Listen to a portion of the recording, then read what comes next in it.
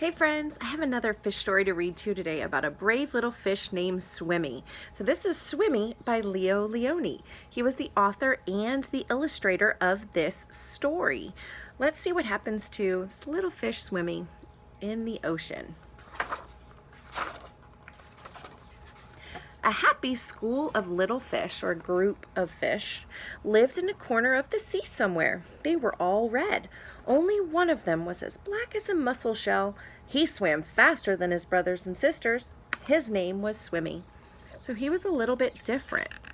Remember, this story kind of reminds me of when we first read Elmer. Do you guys remember the story of Elmer? He was the patchwork elephant. It's a little bit different than the other elephants, and that's kind of what's happening to Swimmy. It's a little different. He's not the same red as all of his brothers and sisters. One bad day, a tuna fish, swift or fierce and very hungry, came darting through the waves. He came swimming really fast through the waves. In one gulp, he swallowed all the little red fish. Only Swimmy escaped. So being a different color meant that the tuna fish did not see him. He swam away in the deep, wet world. He was scared, lonely, and very sad.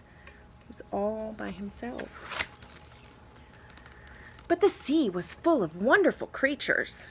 And as he swam from marvel to marvel, Swimmy was happy again.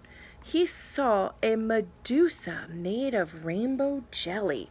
So what did he actually run into? A jellyfish. Looked like rainbow colors and looked like jelly. A marvelous thing to see, or something really grand and beautiful. A lobster who walked about like a water-moving machine. This was kind of the way he went through the water, made him look like he was a bit of a machine. Strange fish pulled by an invisible thread. Were they actually being pulled by an invisible thread? No, it just kind of looked that way because they were all going in the same direction, maybe at the same speed too. A forest of seaweeds growing from sugar candy rocks. Just a bunch of seaweed all connected together made him think that it was like a forest. An eel whose tail was almost too far away to remember.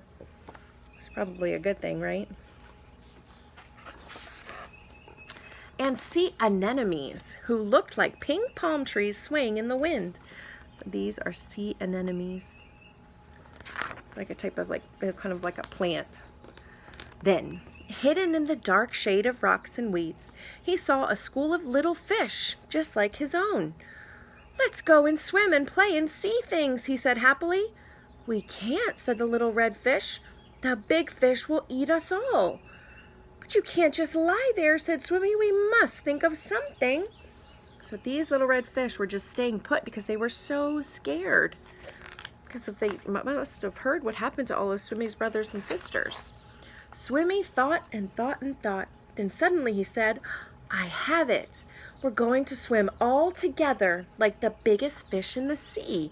So they were coming up with a plan to be able to move around safely, and Swimmy said he had an idea. So they were all going to come together to try and form one fish. He taught them to swim close together, each in his own place. So take a look. They're starting to form a fish body. And when they had learned to swim like one giant fish, he said, "I'll be the eye." So that worked out perfectly. See, they're all fish by themselves, but when they came together, they look like one big fish.